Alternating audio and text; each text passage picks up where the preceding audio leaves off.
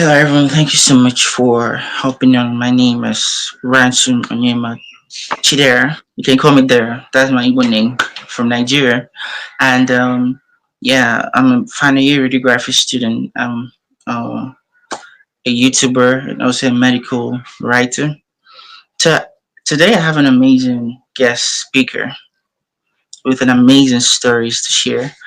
I'm going to give her the pace to introduce herself to the audience so you can guys can get to know who she really is. So, Bala, could you introduce yourself to the audience? All right. Thank you so much, Ransom, for having me here today. It's a pleasure. I feel very special to be here today. And I Me. just want to greet everyone currently watching. My name is Edum Bala-eval Amechi, but everyone calls me Bala. That's the short form of my first name, Bala-eval. I'm a fifth year medical student in Poland, and I'm currently studying medicine. And for more about me, what do I do? I'm an entrepreneur. I have two, shall I say, upcoming businesses or thriving businesses. I am a healthcare advocate. I am all and very passionate about making change in the healthcare sector. I also am a co-founder of a Bible study community called Bible Study with Friends, and I am a certified virtual assistant, an educator too, year in year. I love teaching. So this is just Me. it's something I do for passion. So this is me. If you talk about my hobbies, I love traveling. There is more. I hope I share in this meeting. Amazing. Amazing. Amazing. Thank you so much, Bala, for introducing yourself to the audience. All right. And before we proceed to the question, like I said before, she has an amazing story to share. I know most of you will get emotional about the story, but she's ready, ever ready to share. Um, During or okay, it's still ongoing as well. You know, she was really affected by the Russian and Ukraine war. You know, which made her to be really unstable. But I'm really thankful to God that she's back on her grounds because I've had a lot of guest speakers. If you check out my other video, I've had people that were affected by the war and they shared a lot of emotional stories that touches the heart. So I would love you guys to pay attention to her story so that we can get one or two things. So Bala, could you talk us through about your story and how you survived the Russian and Ukraine war before we proceed further? Okay, no problem, Ransom. That story. I think now it's fading off. But anytime someone asks, obviously it comes back. It's because where I study in Poland, I'm mostly surrounded by a lot of people that experience this challenge. So I think it's easy to cope. You know how when you see people that have been through the same thing with you, so it's not like people that are coming, oh, how are you? Are you good? All those things usually weighs a person down. But for me, on the 22nd of February, I was sleeping, and I'm not big on, shall we say, local news or international news. So I didn't really know what was going on. I believe that people that knew what was going on should have like anticipated that a war was coming. But for myself, I just slept. Like, I went to bed. And then at like let's say 4 a.m., a friend in Nigeria just called, was like, Bala, what is happening in your country? What is that? I'm like, what is happening? Nothing is happening. That everything is fine. He was like, no, I should look at the news. I should open my phone. That there are missiles. There are bombs being. I was shocked because where I stay in Ukraine, it was a small city. It wasn't really a major city. So for one, there I was very, shall we say, blessed by God, because for people that had it in nearby cities, let's say like Kiev or Sumy, it was more difficult for them. But for me, I stayed in a city called Ivano-Frankivsk. So when I opened the window, that is when I knew that, okay, something is happening here. I saw the streets. People were running helter skelter, not running like they were being chased by something, but running to go do something. So people were running to the stores to go buy food because it's a war. So people are expected to stay indoors. The ATMs, because opposite my house there's an ATM. and it was, if you look, the line was so long. So long. I was still in shock because at this point, even my flatmate, the person I stayed with, was also sleeping. All these things is just by opening my window to assess with my eyes in like 10 seconds what was going on outside. And I was surprised. I woke everybody. What's happening? What's happening?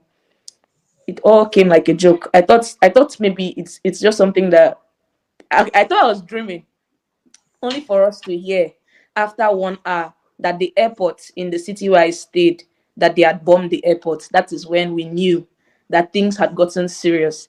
Because if they had gotten to the part where we stay, we know that okay, now we need to leave. So I woke up that morning without, or I slept the previous night without any thoughts that I'm leaving Ukraine or anything. So it was a big shock to me. I went to the stores. I did what people were doing. I bought things I put in my house. But after that experience with the, shall we say, the airport, it felt like, oh, this was very serious now. So that same day, I packed my things. Luckily, a friend had a car, so it was easy. He drove us. But even with the car, we spent, I think, 2 days on the road because it was hold up. They were not allowing foreigners pass through the shall we call it, the border between Ukraine and into, because I came through the Polish border. People went through different borders, the Hungarian, and everywhere was different. But from my side, it wasn't much of the hostility, but more of the discrimination, in the sense that they allowed the Ukrainians to pass, but foreigners were held back. They were like, we should wait. Like they were going to ask if it's okay for us to come in. So I'm like, what then happens to me? Do I remain here and die? And then I looked at the road. You see how people like that left Ukraine, they carried big bags and things. Like just I saw that people had thrown their luggages on the road because some people gave up. You know how you pack your entire life. This is where you know, this is where you see things that they say vanity upon vanity, where you accumulate properties here and there. Like I can say for myself in Ukraine, I had a lot of stuff. But when I was leaving, honestly, I still felt like it was something that was going to be over in like 1 week. That they will come and say, oh, the war was just, I don't know whether they were playing or something. I don't know, because if you look at my house, I didn't even fold my clothes. I had just washed some clothes. I threw them on the bed. Everywhere was just like, you know how somebody that is traveling and coming back in the next 1 week. That was what I did. So it was when somebody called me on video call when they were packing my things. I actually saw how unimportant I did not see this war. It was when I now got on the road and saw people trekking, people walking. I can say it. I was blessed that there was a car. But even with that car, how many clothes did I leave Ukraine with? Like maybe 2 shirts, 2 trousers. That was it. So I found myself, before you know, refugee camp to refugee camp, refugee camp to refugee camp. Everything I thought at this point was still okay. I think when I finally got to a part, because I moved from different countries, but the final country I stayed before coming to Poland back for my studies, it was Netherlands. And then a lady randomly one day, I was at a train station. We were talking because we were waiting for our train. So I told her of my experience in Ukraine and everything. While sharing the story with me, she was so like she felt like I had, I don't know, gone through a lot. And me just saying it, I never really, shall we say, assimilated it in my mind. I didn't really put some thoughts in it. But then after telling her, I began crying because I never really knew that it was that much. Because at this point, I wasn't sure if I was still going to continue medical school. I didn't know what my life, and people at home were asking, what will you do? That question was very insensitive at that time. What will you do? Will you come back home? Will you stay there? Like, I was, how old was I at that time? I left Nigeria. My parents were the ones that sent me to Ukraine. I never knew I would be moving. So I was still very naive in many ways. But because of the war, I was toughened up. I became hard like this. My eyes see something. Sorry, permit me. Well, yeah, that's it. The war, it really it came with its downsides, and it came with its upsides. Like I can say, I'm a different person. I'm not the Bala that I used to know in Ukraine. I'm a completely different person now. So that's Amazing.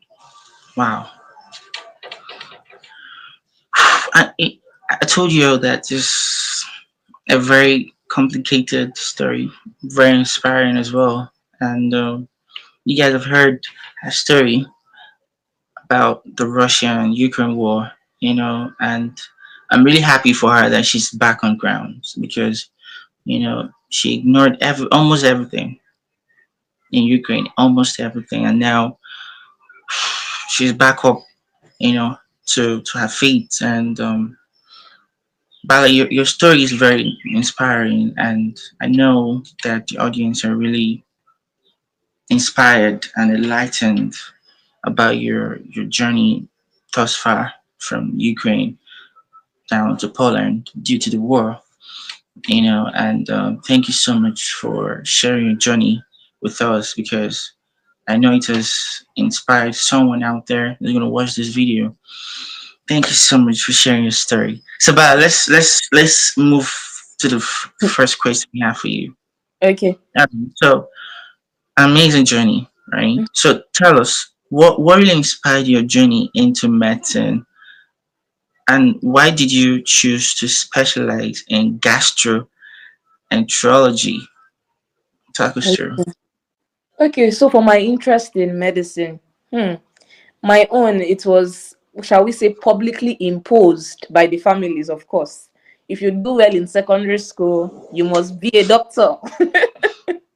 So that was it. You're good in biology, chemistry, then you're a doctor automatically. But this was not it all. In as much as my surrounding had a lot of factors to play into it, while I'm currently studying medicine, I actually developed the passion for it. I remember when I was young, I think maybe SS2 or SS3, there is this hospital right in front of where my parents have a supermarket. So I always sit in front of the supermarket and I look at the hospital. I see that individuals come to treat themselves of malaria, but this hospital had stagnant water in front. It had mosquitoes brooding, the larvae, the eggs, everything there, and there were holes in the windows. So patients get admitted when they have serious illnesses, and at the end of the day, they live there even worse than they came. And going to the hospital, we see how the healthcare professionals were very, I don't want to use the word rude, but they didn't really validate the problems that you came in with. I remember there was a time that my cousin was bleeding actively, and they were like, he should just, like, it was nothing.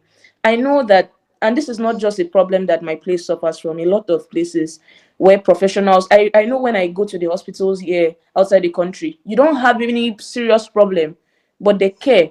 In as much as you might wait in a queue, people are like, oh, don't worry, we'll be with you shortly. Try to show some empathy or something. So for me, when I saw that experience, one thing I told myself was that I want that situation to be different. Medicine for me, or medicine for me, it's like a pathway to many fields. I'm not limited. And just driving to the aspect of gastroenterology, honestly, for myself, I have been driven by, shall we say, different specialties. I've looked at different specialties, and currently the specialty that I'm interested in is internal medicine. And why I love internal medicine is because it has a large scope. It covers the entire, shall we say, the entire body, starting from the part of diagnostics, prevention, patient care. It encompasses a large sector in medicine as a whole.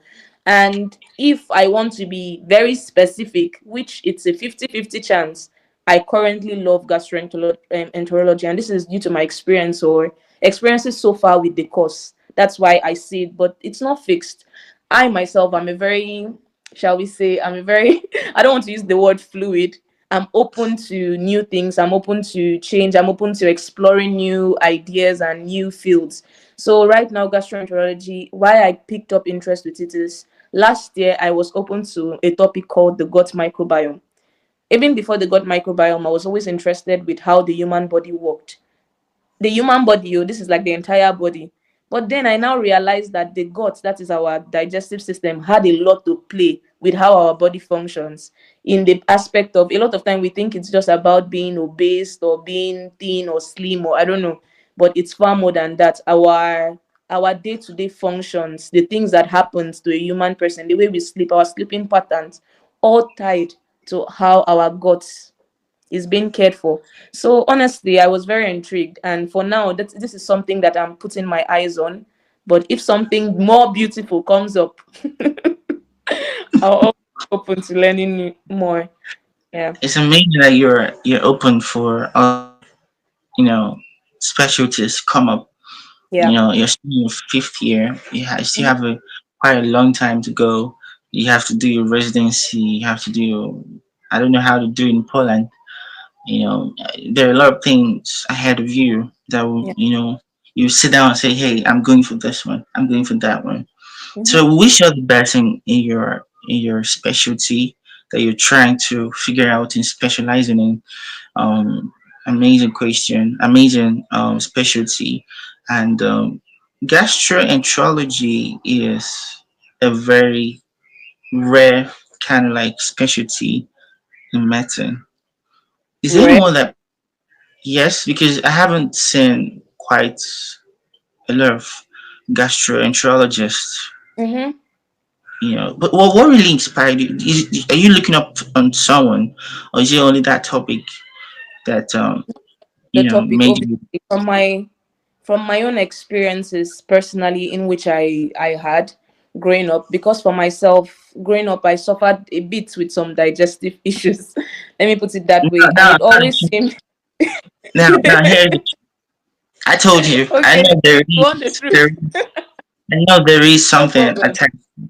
That's why Yes, I asked that there's question a because gastroenterologists, enterology, sorry, is a very mm-hmm, rare kind of specialty. And I have a lot of connections on LinkedIn, especially those are gastroenterologists, mm-hmm. but they have something backing them up. They might experience that maybe they're Yeah. causing suffered from one or two gut health, or their Mm-hmm, digestive or health issues. But now, mm-hmm. same thing with your case. So continue with your story. Sorry. Okay, since you like the story, you want the story, I can see. Yes, yeah, Growing I'm up true. while I was in Nigeria, sorry, while I was in Nigeria, I'm sorry, my voice. While I was in Nigeria before leaving to Ukraine, I don't know whether it was a poor relationship with food or what it was, honestly. But I went to a boarding school, and I will say my eating patterns were not really the best, and I suffered from, like, I will call it severe digestive issues. You see how I will eat, but I feel bloated all the time. It was like I was in a constant state of fullness. And I always used to think that, oh, maybe there was a problem. I would tell my parents that they should take me to the hospital. But parents, of course, I know I went to the hospital, and then the doctor gave me antacids, said it was peptic ulcer. So they gave me antacids, and there was not even other drugs, just the antacid. It did help because I was getting chest burns and all this. So I believe that the acid reflux and everything caused all like these symptoms. But then after traveling to Ukraine, I realized that the way I ate, or the way my eating patterns were in Nigeria, was what caused most of my problems. I used to think that I had maybe like a chronic condition going on, but it was not about it wasn't any chronic problem. Even the peptic ulcer that I supposedly had in Nigeria, after my eating patterns changed when I travel out of Nigeria and actively looking at these things, it changed for me. And for me, I believe that in Africa, we suffer a lot with a poor relationship with food. It's like we eat certain types of food. We are not open to exploring or open to eating. It's like we know our everyday soup and swallow, rice, yam, plantain, all these carbs at any time frame, it is fine. Whether it's 9 a.m., 2 p.m., anyone works. Anyone works. But just Sure. learning about all this, I was interested. And there are so many people, honestly, that suffer from problems with their gut and their digestive system. But in today's world, a GP, that is a general practitioner, usually helps patients. But one thing that I noticed is that they don't really tell patients follow up, patient care, about what they should do to improve their lifestyles. So you see that they come to the hospitals with this problem. It's a minor problem. It's minor at first, but if you leave it for long, that is when you now start seeing people developing more chronic conditions. So if we can nip it in the bud, where people get their awareness on time that, oh, they are certain, and every individual is different, honestly. Because your brother or your sister eats a full big jug of food or a bowl of food doesn't mean for you it's the same. Every individual is different. You need to understand your body. You need to know what you need to put in and what not. So all these things I've learned, this personal interest for myself. I honestly thought I was going to be a dietitian, because at some point my friends, they were like, Bala, what? I was always eating grass. According to them, I was eating grass. So it didn't let me Oh, eat, I don't know, spinach or something. But all these things that I didn't even know I was changing the way my body felt. I began to feel lighter. Before, if I walk 2 minutes, I was tired. I was always tired. I could not walk. Like, not as if I was obese or something, but I just honestly felt tired most of the time. I could not exercise, and exercise is something that I love. But after I changed my eating patterns, after all these things changed, I found myself feeling better. Now I go on 2 kilometer, 3 kilometer walks, and it's fine because I feel better. So that's a lot has changed for Amazing. me, and I really hope that in the future, if I can help people with these little problems that, if caught on time, can avoid a major condition. Amazing. I want to put like a disclaimer out there. I think um dietitians should also be working in the hospital setting, Definitely. especially here. Yeah, because during my radiotherapy class, that was yesterday, the lecturer was like, radiotherapy in terms of radiography is like a specialty under radiography. Is a very complicated specialty because you have using a lot of doses of radiation, and there are a lot of side effects in Mm-hmm. terms of radiotherapy. But that follow up you said is the major problem. Once someone has a brain tumor and he wants to do radiotherapy, to use a lot of radiations to, burn down the tumors. They just after that session, you'll never see the patients again. Mm-hmm. And there, in radiotherapy, there's what they call follow up. You have to go for a series of tests to checkmate if those tumors or cancerous, malignant, cells are properly destroyed at that Yeah. moment. So I think we should have what is called follow-ups in Nigeria. Patients should be eager to ask questions if there are things, next steps and all that. And also let there be dietitians in the hospital setting because we're really not eating a very good food, in Yeah. Nigeria, and we're facing a lot of, side effects of, you We know, we eat the right. Sorry to cut you short. We eat the right food. It's not like our food is bad or anything. We yeah, just don't know how to, when and how to eat them, and the portion control. So that's yeah, it. And yeah, every individual, like I said, is different. So some people metabolize food differently. Their own nutrition is quite different, and people just tend to do things based on how, like, anyhow they feel they do it. But it's not meant to be so. So it's not like our food in Africa is bad. We have everything, like all the yeah, nutrients that you would possibly need is there. It's just yeah. how it's been eaten I and like how it's that. been cooked. A lot of frying goes in there, but all those, shall we say, cooking methods can also hinder nutrition from happening. Yeah, absolutely. Thank you so much for talking us through about all these amazing talks. And I believe that the audience are really enlightened the more. So let's proceed to the next question, Bala. You ready? Yes. So how do you balance medical school, entrepreneurship, and your work as a healthcare advocate? How do you do that? Hmm. Personally, I've over the years with myself, I've come to. I know it's not something that is popularly said, but for me, I've seen that balance. I will call it a myth. It's something that people dream of. Somebody told me this once, but I didn't understand. I think now I understand better. For myself, I'm that kind of person that I love doing a lot of things. I'm very, shall we say, active or proactive. If I'm in an organization, I will usually be very much involved. I do stuff. But what I learned is that I can do anything, but not everything. So in this aspect, instead of using the word balance, I would say priorities. Putting my priorities straight. I know what is the right time for a particular thing. I'm a medical student, so it takes a chunk of my life, honestly. It doesn't take everything. I still have time for other things like my businesses and all. But I just need to know how my schedule works. So I work very tightly with a schedule, making sure that I plan my week ahead, knowing what I'll be doing at a particular time. If I need to make posts, what time would this post go up? So everything is really about prioritization. I remember when I took a course, because I mentioned earlier that I'm a certified virtual assistant. So I was part of a training last year, and we were taught of something called the prioritization matrix, that it was broken down into urgent matters and important matters. So that matrix really helped. You can look it up online, the prioritization matrix, in case maybe you are struggling with knowing how to prioritize. People do things in different ways. It can be, some people have their planners, but for me, what I usually use, I use the matrix and alarms. Matrix alarms, they really help me a lot. So knowing what time and how much time, because sometimes it can be a time to go online to find maybe content, because for my businesses I usually need a lot of contents to go out, and I need to like, shall we say, farm for those contents online to check, oh, should I create this, should I create that. If I spend too long, I might not have the time to then go and maybe study my books or something. So I have to really know how to limit myself.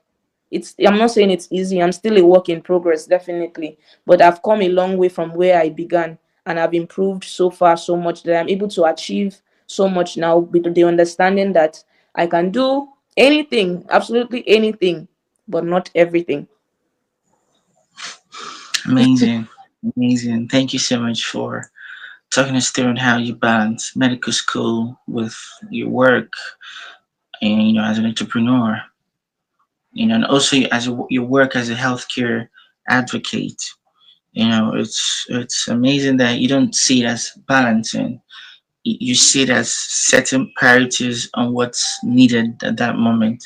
Yeah. If it's time for business, it's time for business. If it's time to study, it's time to study. If it's time to create content about healthcare, advocating for healthcare, it's time for that. So it's amazing that you set priorities. And if you're a med student in, wherever you are watching this video, I think you shouldn't see it as a balance, because it's not that easy to balance medical school with other extracurricular activities you may have.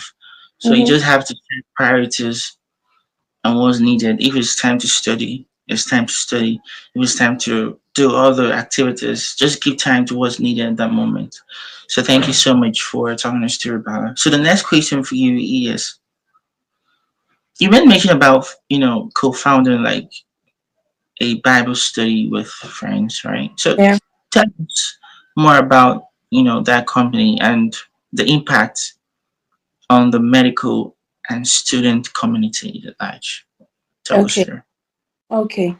So I would say that Bible study with friends, it wasn't founded initially to be a community, honestly. It was just a group of friends that were interested in knowing more about God. And yeah, I'm a Christian, a lover of Jesus. And he's actively involved in my life for everything that I do, even in my career as a medical doctor in the future, even as a student right now. It's all centered on the fact of I am a Christian first, and every other thing follows. So this was just a desire to know more about God. And then friends, these friends are not in medical school. But if I want to apply it in the sense of how it helped me, being in medical school, I found myself a bit lost.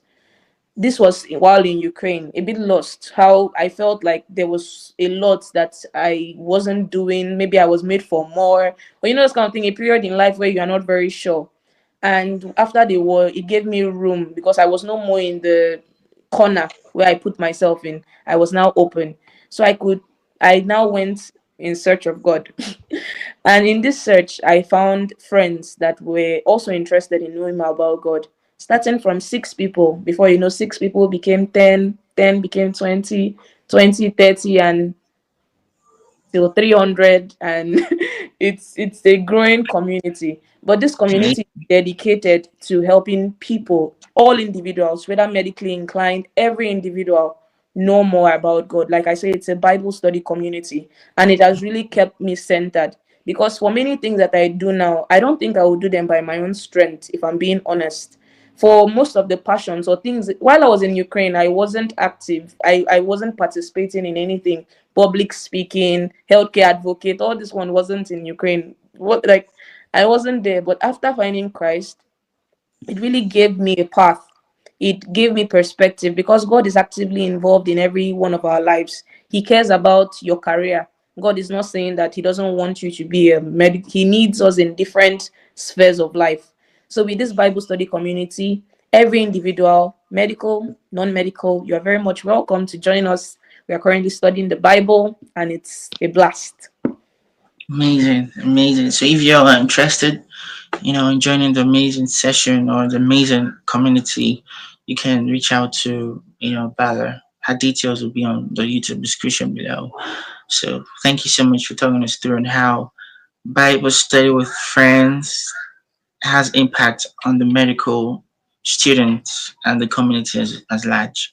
So thank you so much for talking us through. But that was an amazing transition that you weren't taking God's things seriously when you were in Ukraine, but something happened when you landed in Poland Not and Poland. When I left Ukraine.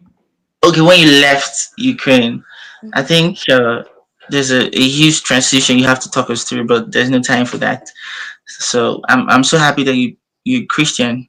You take God's things seriously, which is what a Christian should do. You have to take God seriously in everything you do. Put God first in everything you do. So because God is a jealous God. Why he's jealous is because he's interested in you. So if he's expecting something from you to do something and you're doing otherwise, he feels jealous. So please, please, please, if you're a Christian and you're looking forward to, even though you're a medical student, even though you're not a medical student, you're free to join the platform. So the last question for you, Bala, is because you got a lot of meetings ahead, so let's be a bit snappy. So what advice do you have for medical students out there? Because there'll be a lot of medical students Mhm. gonna watch you. So what advice do you have for them? Looking to explore opportunities beyond clinical practice. Okay. So beyond clinical practice, one thing that I would advise for to medical students out there is be open to know yourself, to find yourself. In medical school, it's very common that a lot of people find themselves head deep in books. We are constantly studying because the material is huge. So there's a lot to cover without actually knowing about themselves. People do not invest in themselves. When I mean investing in yourself, somebody might be struggling, shall we say, in making relationships, in making friends. Someone might be struggling in communication. Someone might be struggling in, shall we say, financial independence. All these things matter. So, one thing that I would advise for people or to medical students out there is that be open to know more about yourself, to know more things that you can invest in yourself. Because you, as a whole, medicine is not the only thing that defines you. There is more about you that is so special. So, and one thing that I will also recommend is that put yourself out there to always be innovative, looking for something innovative to do.